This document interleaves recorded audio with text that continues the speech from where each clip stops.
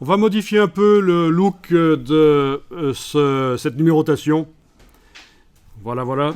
On va la modifier. Peut-être que par sécurité, on devrait quand même stocker ça au cas où on foire les choses. Bon, pour pouvoir revenir facilement en arrière quand on foire les choses, il y a une manière facile de faire. C'est enregistrer le document. Comme ça, on aura la version précédente du fichier.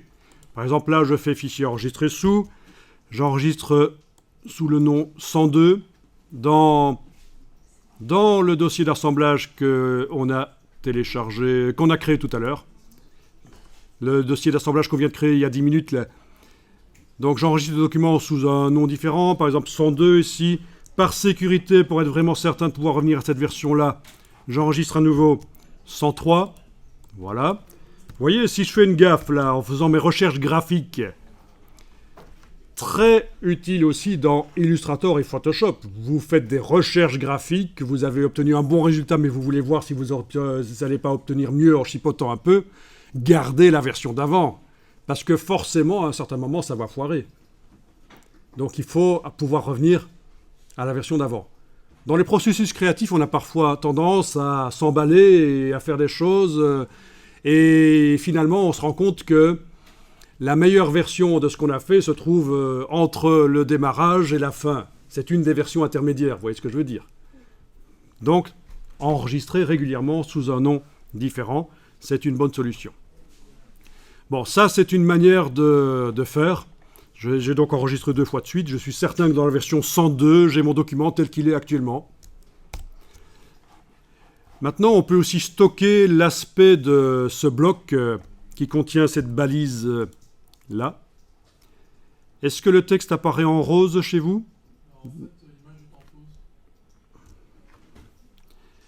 Est-ce que le texte ici apparaît en rose, la balise, quand vous êtes en affichage normal comme ça? Non. Il n'est pas surligné en rose. C'est très bien. Ça veut dire que la police utilisée là est installée sur votre ordinateur. InDesign est capable d'ouvrir un document, même si dans le document, il y a des polices qui ne sont pas encore installées dans le dossier fonte de l'ordinateur. Et vous pourrez même modifier le document. Ce n'est pas le cas de tous les logiciels. Et le fait que la police ne soit pas soulignée en rose, ça veut dire que donc il n'y a pas de problème. Cette police est installée sur votre ordinateur. C'est parfait. Ok, alors on va stocker l'aspect de ça. Le fait que ce soit un bloc rond. Le carré, là, c'est juste les limites du bloc. C'est les poignées pour pouvoir modifier ses dimensions. Mais le bloc, il est rond.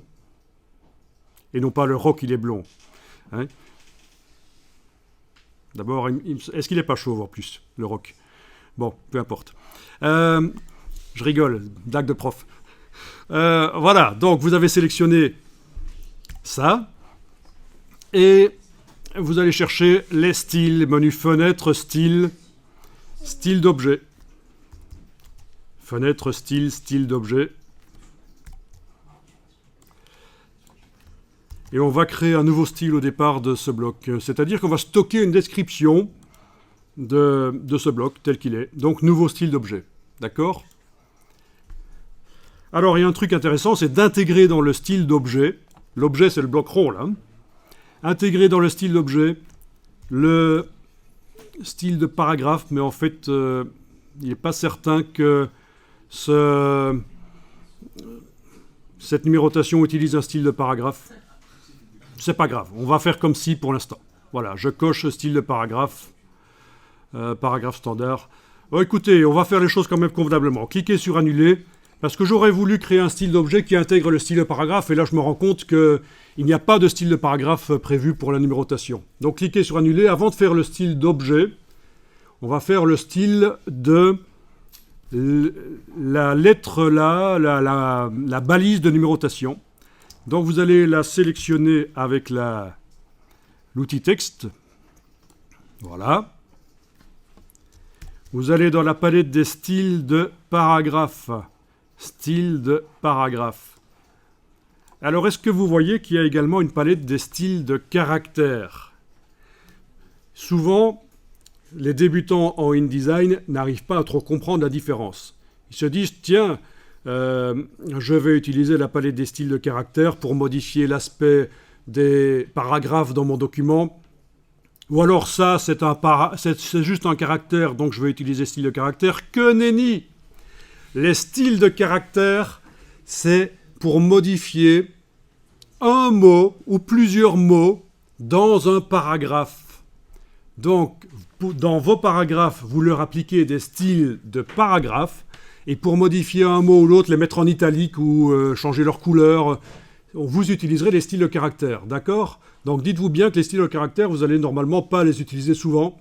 C'est pour modifier un mot, pour qu'il soit différent du reste du paragraphe. Donc ici, on est bien dans style de paragraphe. Et on va demander de faire un nouveau style. Vous allez par exemple dans le menu de la palette style de paragraphe et on va appeler ça numérotation. Voilà, numérotation. D'après aucun style. Quand on fait des styles de paragraphe dans InDesign, il faut surtout vérifier qu'il est bien indiqué ici d'après aucun style. Pourquoi? Parce que parfois, sans vous en rendre compte, vous allez faire ce qu'on appelle des parentages de styles de paragraphe. Il y aura un style de paragraphe parent et un style de paragraphe enfant. Et si vous ne connaissez pas le système, si vous ne maîtrisez pas, vous n'allez pas comprendre ce qui arrive dans votre document, pourquoi vous n'arrivez pas à modifier bien les choses. Donc, dans un premier temps, je vous dis, chaque fois que vous faites un style de paragraphe, vérifiez qu'il est bien indiqué d'après aucun style. Et non pas d'après un autre style qui existe déjà. Je clique sur OK, voilà.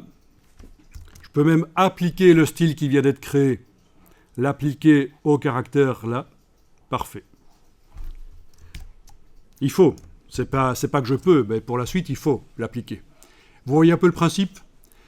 Alors le principe du style, c'est que je vais pouvoir modifier l'aspect du caractère télécommandé avec le style. C'est-à-dire qu'au lieu de travailler sur le bloc lui-même, aller sélectionner le caractère, le modifier, je pourrais faire ça avec comme une espèce de télécommande pour modifier. Même plusieurs endroits du document pourraient être modifiés avec les styles. C'est le principe. Vous connaissez sans doute dans Word, vous connaissez les styles. C'est le même principe dans InDesign. Parfait. Donc maintenant, on sélectionne avec la flèche noire le bloc lui-même et on va faire le style du bloc avec style d'objet ici. Voilà. Donc on a bien sélectionné maintenant le bloc. Dans le menu de la style d'objet, donc c'est menu fenêtre style, style d'objet, on va créer un nouveau style d'objet et on va lui dire qu'il inclut, le petit V ici doit être enclenché, il inclut le style de paragraphe qui est numérotation. Donc tout ça, je vous rappelle, c'est pour pouvoir créer d'autres blocs similaires rapidement dans le document ou pour stocker l'aspect de ce bloc, voilà, au cas où. Voilà. Tiens, je l'ai appelé style d'objet. Non. Je l'ai appelé comment? Bon, je vais recommencer parce que là j'ai foiré. Nouveau style d'objet.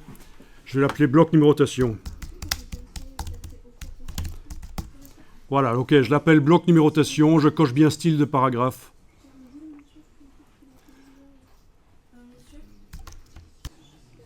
Ok. Voilà. On peut mettre à jour le fichier sur le disque dur, c'est toujours pratique. Fichier enregistré.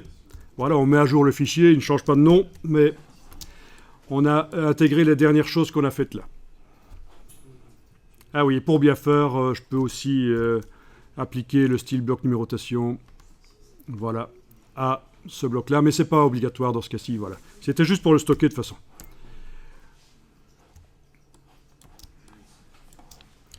Ok, ben modifions un peu ce style de numérotation ici.